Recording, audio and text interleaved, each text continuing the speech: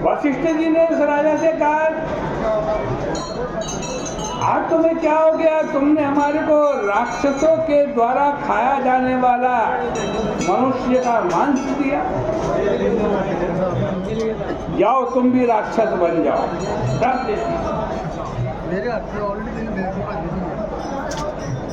जब वशिष्ठ जी ने साफ दिया, राजा ने कहा, महाराज आपने ही तो अभी आज्ञा दी थी, तभी तो हमने तुम्हें मांस का भोजन दिया, फिर भी आपने हमें शाप दे दिया। राजा के वचन सुनकर वशिष्ठ जी फिर ज्ञान के द्वारा ज्ञान नेत्र से जान गए कि ये राजा राक्षस से छला गया।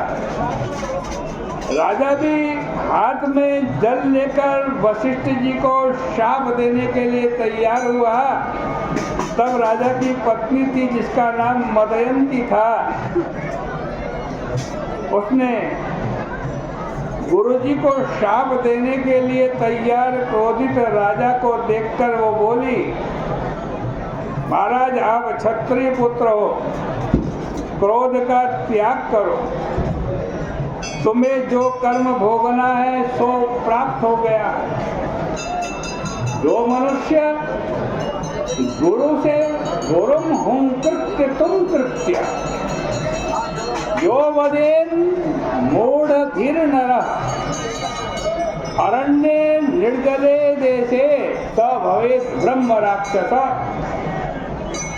अरे गुरु से जो कोई हुंकार करके तू करके भी शब्द बोलता है, वह मनुष्य जल रहित वन में ब्रह्म राक्षस होता है।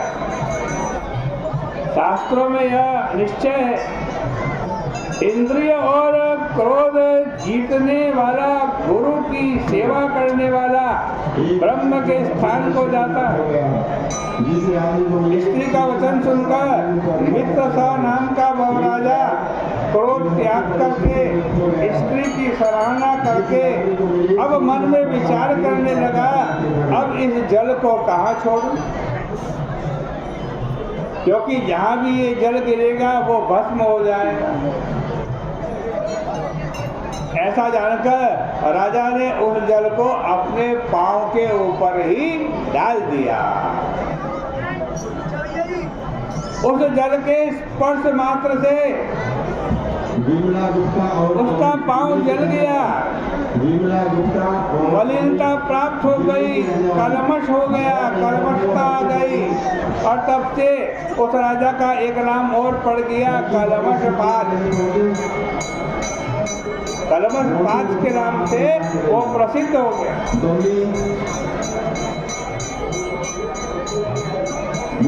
कलमशपाद नाम का राजा ने स्त्री से आश्वासित हो भय युक्त हुए गुरु के चरणों की वंदना की। नीति को जानने वाला राजा हाथ जोड़ करके गुरुजी से बोला, गुरुजी मेरे किए गए अपराध को क्षमा कर दो।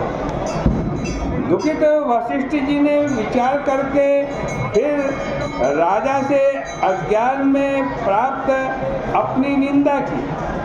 अज्ञान सब लोगों को आय विपत्ति में डालता है, विपत्ति का परम पद है। ज्ञान रहित मनुष्य लोक में पशु है।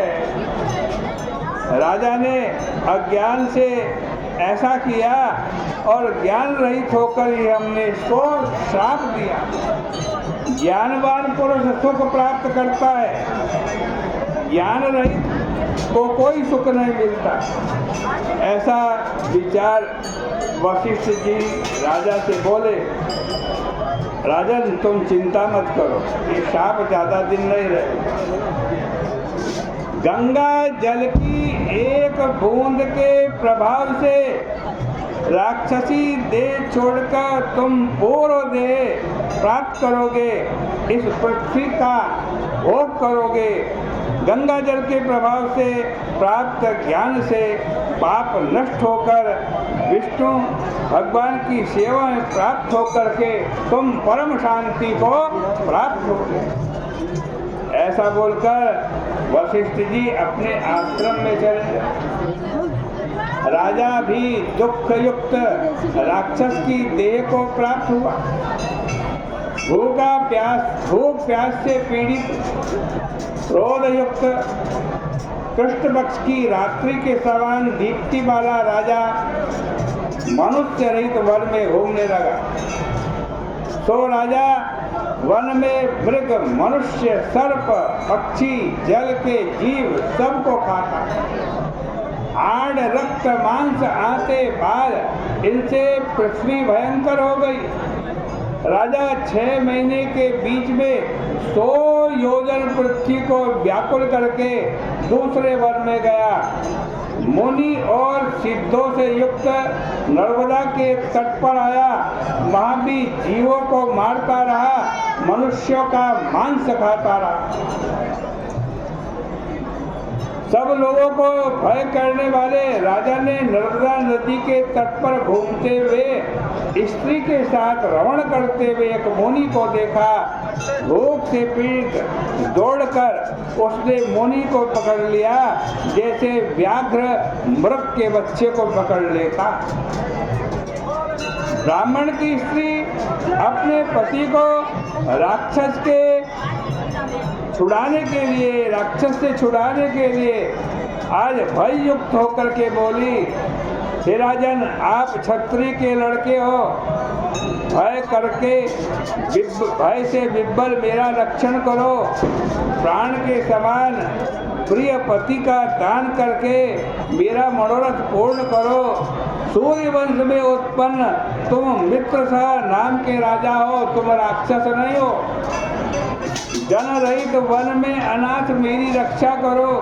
पतिहीन स्त्री जीते जी भी मरे हुए के समान है। हे राजन, उस पर भी बाल वैधव्य का तो कहना ही किया। माता पिता भाई किसी को मैं नहीं जानती, परम जीवन मेरा पति ही है।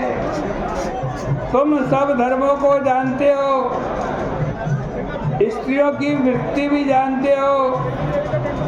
हे प्रजापाल, बंधु रहित मेरा रक्षण करो। मेरा लड़का भी बहुत छोटा है, इस वन में पतिहीन कैसे जीऊंगी? मैं तो तुम्हारी कन्या हूँ। पति दान करके मेरा रक्षण करो। पति का दान प्राण दान के समान है, और प्राण दान के समान न कोई दान हुआ है न होगा।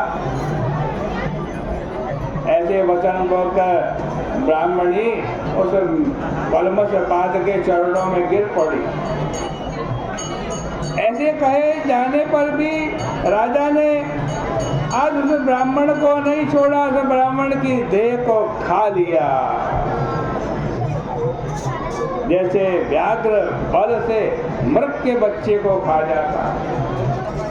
तब उस ब्राह्मण की पतिव्रता स्त्री बहुत विलाप करके गुस्से से आज उस पहले से जिसको श्राप मिला हुआ है उस राजा से बोली, अरे प्रेम कर्म में लगे हुए मेरे पति को बलपूर्वक तुमने मारा है, इससे तुम भी जब अपनी स्त्री का संग करोगे नाश को प्राप्त हो जाओगे।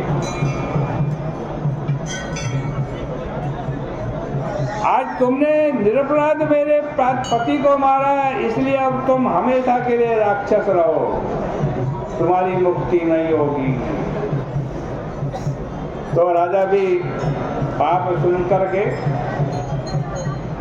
श्राप सुनकर के मुख में अंगार छोड़ते हुए उस ब्राह्मणी से गुस्से में बोला, अरे दुष्टे, मैंने एक अपराध किया, तूने 2 श्राप क्यों दिए?